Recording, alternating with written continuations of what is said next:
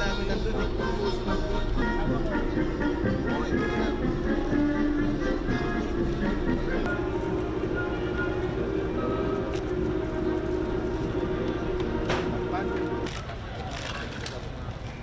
Sabihin natin dyan dyan.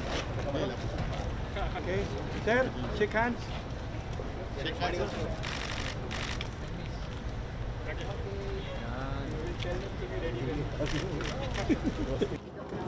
Itong visit ng ating kaibigan ng mga Indian Coast Guard is part of our enhanced cooperation sa kanila, and kasama din dito yung ating recently signed na Memorandum of Understanding sa kanila on enhanced maritime cooperation, na kasama dito ay yung ating people-to-people engagement, yung ating engagement sa kanila on human resource development, particularly on training and exercises.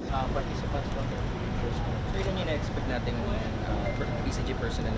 While they also conduct all Coast Guard functions, but specialize yung kanilang barko on marine environmental protection. So kasama sa naka-line up natin is yung training natin and demonstration ng kanilang capability on marine environmental protection. At magkakaroon din tayo ng training on maritime law enforcement, particularly on board and search operations, and then search and rescue.